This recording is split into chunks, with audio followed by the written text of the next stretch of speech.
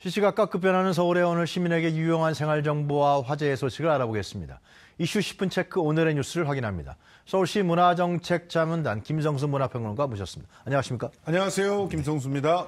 자, 이게 날씨가 계속 더워지잖아요. 예. 지난주 굉장히 더웠어요, 그죠? 아, 정말. 유난히하게 더웠던 것 같아, 갑자기 이렇게. 에어컨 없이는 견디기가 힘들 정도였습니다. 이 뭐 장마철로 다시 들어간다 그러는데요. 예. 그런데 이제 에어컨이나 선풍기가 있는 집은 좀 괜찮지만은 예. 쪽방촌이라든가요. 예. 차상위 계층에 있는 분들은 이 더위가, 이 폭염이 사실상 굉장한 그 부담으로 올 수밖에 없습니다. 그렇죠? 그렇습니다. 예. 그래서 이제 에너지 빈곤층이라고 하는 말을 쓰는데요. 아, 그래요? 지금 소득의 10% 이상을 광열비에 지출하는 가구들은 보통 네. 에너지 빈곤층이라 이렇게 얘기합니다. 그러니까 전체 소득 중에서 이 광열비로만 10% 이상이 나가게 되면 네. 나머지 쓸 돈들이 식생활이나 이런 거에 쓸 돈들이 거의 없어지게 되니까 우선적으로 이 광열비를 줄이게 돼 있거든요. 그렇죠. 이제 그러다 보면은 특히나 이런 폭염이 쏟아질 때 뭐 선풍기가 있다래도 제대로 돌리질 않는다든가 하면서 더위를 그냥 맨몸으로 견디게 되는 그런 상황이 벌어지는데 네. 실제로 에너지 빈곤층들은 겨울은 뭐라도 껴입으면 된다. 근데 여름은 진짜 어떻게 막을 수가 없다. 네. 이런 얘기를 하시더라고요. 실제로 시에 따르면요. 2015년 기준으로 해서 서울시에 거주하는 저소득층이 대략 한 4,517가구 정도 되는데 네. 4,670가구거든요. 4,670가구 정도 되는데 그중에서 9.5%는 냉난방 설비가 부족해서 더위와 추위에 그냥 노출돼 있다. 이렇게 통계가 나와 있고요. 네. 또 선풍기나 냉장고 등의 냉방기구가 없는 집 3.4%. 이렇게 되면은 여름 같은 경우에는 이제 더위를 식힐 수 있는 아무런 그런 그 도구들이 없게 되는 상황이 됩니다. 네. 특히 조사 대상의 78%가 60대 이상의 노인, 66%가 1인 가구. 이렇게 되면은 대책이 없게 되는 것이죠, 사실. 그래서 이제 온열 질환을 겪은 사람들을 갖다 좀 그 분석을 해봤대요. 일사병, 열사병 같은 겁니다. 그랬더니 2,125명 중에서 60세 이상 노인이 37%. 그러니까 이런 통계들을 갖다 다 이렇게 엮어서 보면 기본적으로 그 에너지 빈곤층 중에서 특히나 노인 1인 가구들이 아주 극심한 그런 위험에 노출돼 있다. 이렇게 분석할 수가 있겠습니다. 그래서 서울시가 네.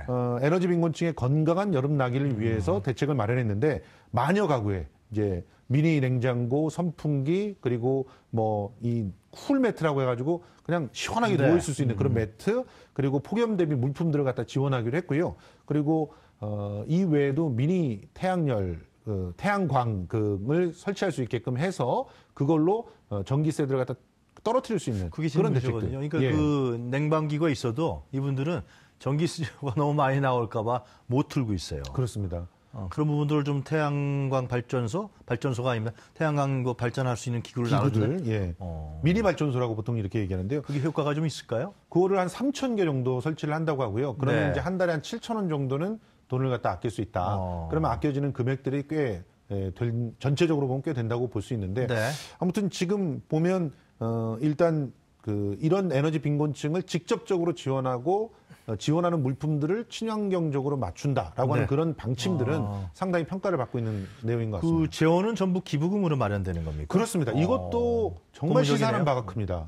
그러니까 네. 사실은 뭔가 복지에다가 돈을 쓴다. 그러면 전부 예산 책정해가지고 세금으로 쓴다. 이렇게 알기 마련인데 서울시에서는 새로운 아이디어를 낸 거예요. 네. 그 아이디어가 뭐냐? 우선 첫째, 시민들이 직접 에너지를 아끼게끔 유도하고 네. 그 아껴진 에너지 비용을 기부하게끔 하는 겁니다. 그래서 저소득 에너지 빈곤층에게 기부를 하자. 어차피 아껴졌는데 그 정도는 기부할 수 있지 않겠느냐. 많은 분들이 호응을 해주셨고 네. 그리고 이제 에너지와 관련돼 있는 사업을 하는 기업들도 당신네들이 여름 겨울 해가지고 이렇게 판매를 해서 수익을 보니 그중에서 일부는 사회 환원을 해보십시오. 유도를 한 거죠. 그래서 전체 만 가구를 이제 에너지 빈곤층들을 이제 지원을 할 때 네. 예산을 뽑아왔더니 2억 5천 정도가 예산이 들어갔는데 이것을 전부 서울시에서는 기부금으로 그래서 서울 에너지 복지 시민기금이라고 해가지고 네. 그 기금으로 돈들을 모았다가 그 기부금으로 전부 처리를 할 수 있게 됐다는 건데 굉장히 고무적인 일이고요. 다른 지자체에서도 많이 이거 좀 확산해서 이제 실행해 볼 만한 그런 좋은 방법이 아닌가 그런데 생각합니다. 그럼 기부금으로 이런 부분을 조성하고 아까 예. 얘기한 대로 뭐 태양광 발전, 미니 발전기 이런 걸 보급하고 이런 부분들이 결국은 근데 근본적인 어떤 실효성 있는 대책이라고 볼 수 있습니까? 지속 가능한 부분이라고? 일단은 가장 지속 가능한 실질적인 대책은 네. 에너지 빈곤층들에는 에너지 비용을 거의 이제 뭐 받지 않거나 네. 혹은 아예 그들이 에너지를 자생할 수 있게끔 만들어주는 겁니다. 그러니까 그 중에서 이제 그 근본적 해결책이라고 볼 수 있는 것 중에 하나는 이제 미니 태양광 발전소 같은 글쎄 경우가 말이에요. 대책이 될 수가 있는데 이런 것들을 쪽방촌 같은 데는 바로 달 수가 없어요. 그러면은 그렇겠죠. 어떤 식으로 해야 되냐면 사실은 이제 원불교 쪽에서 굉장히 그 좋은 아이디어를 낸 게 하나 있는데 그래요? 어떤 겁니까? 원불교 교당의 옥상을 다 내놓는 거예요. 그래서 옥상에 태양광 발전소를 설치를 합니다. 그래서 거기서는 그 건물이 쓰고 남는 것들을 주변의 에너지 빈곤층들에게 바로 대주는 거죠.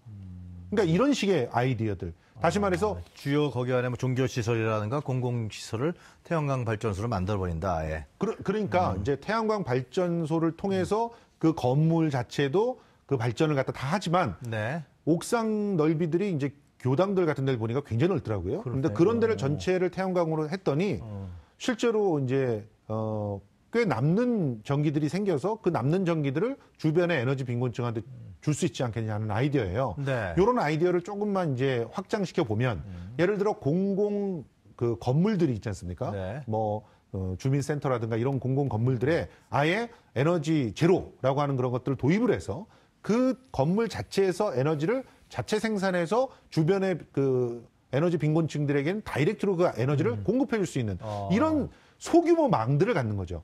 그러니까 작은 친환경 발전소들을 공공 건물 중심으로 자꾸 만들어서 동네 곳곳에 만들어 그렇죠. 버린다고? 동네 곳곳에 만드는 겁니다. 그래서 가까운 에너지 네. 빈곤층들에게 이제 공급해주는 그런 방식을 쓰는 건 어떠냐 이런 얘기들이 나와 있는데 네. 여러 가지 이제 실현 가능성들을 타진해 보는 그런 상태입니다. 근데 뭐 저는 이런 아이디어들이 필요하다고 보는데요. 실제로 이제 외국에는 에너지 그러니까 에너지 자립 네. 마을들이 있습니다. 이 에너지 자립 마을들을 보면 외부로부터 에너지를 공급하지 않고 그 자체 내에서 태양광 또 풍력 혹은 심지어는 수력 네. 그 수력이 그 어마어마한 게 아니라 그냥 물레방아 돌아가는 거예요. 물레방아 돌아가는 걸 이용해서 네. 전기를 생산하게끔 해가지고 빗물을 이용한 거죠. 그거는 네. 빗물을 오는 걸 갖다 버리지 않고 그대로 모아놨다가 그걸로 물레방아를 돌려서 에너지를 얻게 해서 그걸로 마을 전체가 다 전기를 쓰는 거예요. 네. 대신 전기를 과하게 쓰는 에어컨이라든가 이런 걸 쓰지 않고 전체적으로 전기를 아낄 수 있는 것들로 환경을 조성하면 불가능한 일은 아니다. 이렇게 보고 있습니다. 그런 실질적인 대안이 좀 진지하게 논의될 필요가 있겠네요. 자, 이제 여름이 됐는데 이제 물놀이 가지 않습니까? 예, 예. 이 물놀이 하면 위생 문제가 있을 텐데. 예. 이 각종 수경 시설들의 위생 상태 점검 이 얘기 좀 한번 해보죠. 예. 사실은요, 워터파크 이런 데 참 가면 좋죠. 네. 그런데 갈 때마다 굉장히 부담이 됩니다. 진짜 깨끗한지. 예. 뭐 깨끗한지도 부담이 되지만요. 제대로. 돈이 일단 너무 많이 들어요. 돈 때문에요. 예. 알겠습니다. 그러니까 저도 이제 한번 아이 때문에 이 워터파크라는 곳을 새칭 가본 적이 있는데 네. 비교적 저렴한 곳을 갔는데도 우리 세 식구에다가 이제 그 처가 어르신들을 모시고 5식구가 갔는데 20만 원이 들어요. 대단하네요. 먹고 뭐 하는데 도저히 이렇게 갖고는 뭐 애가 덥다고 하는데 그럴 때마다 갈 수가 없잖아요. 그래서 예. 쉽게 찾는 데가 어디냐면 광화문 가보시면 요즘에 아이들의 천국이 돼 있습니다. 세종대왕고 앞길이 그런데요. 거기에 바닥 분수가 막 올라옵니다. 예. 이 바닥 분수들은 진짜 아이들한테는 더할 나위 없이 정말 소박하면서도 네. 충분히 시원하게 물놀이를 즐길 수 있는 안전한 시설로 알려져 있는데 문제는 여기에 위생 상태가 굉장히 안 좋다는 겁니다. 그래요? 실제로 저희 아들내미가 저기 가가지고 네. 결막염에 걸려왔어요. 그러니까 도대체 왜 그럼 결막염에 걸릴 수밖에 없는가? 실제로 보면 알겠지만 분수라고 하는 건 물을 계속 돌리는 거잖아요. 그러면 그 물을 정화시킬 수 있는 뭔가가 있어야 되는데 그런 게 없구나. 대부분은 찌꺼기들은 걸러낼 수 있는 그런 그 필터가 있지만 네. 거기에 있는 세균들을 걸러낼 수 있는 그런 건 없다는 거죠. 네. 그렇다고 해서 뭐 거기다가 그냥 막 소독약을 들이부을 수도 없는 것이기 때문에 철저한 위생시설이 필요하다. 그래서 네. 이번에 서울시에서도 이런 부분을 점검해 봤더니 이제 더불어민주당의 성백진 의원도 이 문제를 네. 제기를 했습니다. 전체 서울시 각 자치구의 이 수경시설이 무려 218개소 많이 늘어났습니다. 근데 그 중에서 이제 204개소의 44%가 89개소잖아요. 근데 네. 이 89개소에서 수질 관리 안 하더라는 거예요. 아유, 그럼 여기서 놀면 그냥 거의 걸린다고 봐야 어떻게 됩니다. 그럴 수가 있었나요? 그러니까요. 그러니까 왜 그러면 그 여태껏 수질 관리 안 할 수 있었는가? 글쎄 말이에요. 관련 벽규가 올해 1월까지는 없었답니다. 참 어이없는 얘기인데요. 예. 이 수경 시설에 반드시 이 위생적인 그 설치를 해야 되고 수질을 평균 어떤 기준 이하로 관리해야 된다. 이런 법률이 있어야 될 거 아니에요. 그럼 법률에 근거해서 뭐 과태료도 매길 수 있고 이럴 수 있는데 그게 없었던 거예요. 올 1월까지는. 그러다 보니까 그 이전에 만들어진 그런 수경 시설들은 알겠습니다. 저런 것들이 없었다. 그래서 앞으로는 저 부분을 법률이 통과되니까 시급하게 좀 보완을 해야 된다는 그런 지적들이 나오고 있습니다. 하여튼 사각지대였구만요. 그렇습니다. 그래도 그나마 늦게나마 하여튼 사각지대가 발견돼서 다행입니다. 그렇습니다. 자, 한강 하류의 녹조 문제, 이것은 지금 어떻게 됩니까? 환경부하고 또 환경단체하고 이 문제 갖고 또 옥신각신하는 것 같은데요. 예, 옥신각신하고 있죠. 네. 이제 환경부에서는 이 가뭄 때문에 녹조가 빨리 발생했다라고 주장을 하고 있습니다. 네. 자, 논리가 이렇죠. 팔당댐이 문제라는 건데요.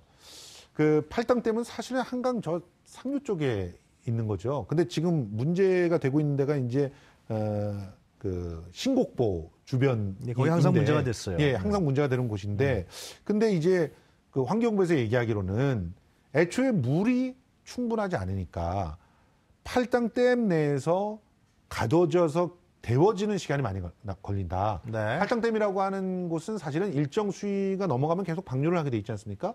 그러니까 팔당댐으로 물만 많이 들어오면 지속적으로 물갈이가 된다는 거예요. 그러면 애초에 녹조가 발생하지 못한 상태에서 하류로 물을 내려보내기 때문에 녹조가 덜 발생하게 되는 것이다. 논리적으로는 뭐 상당히 맞는 주장이기도 합니다.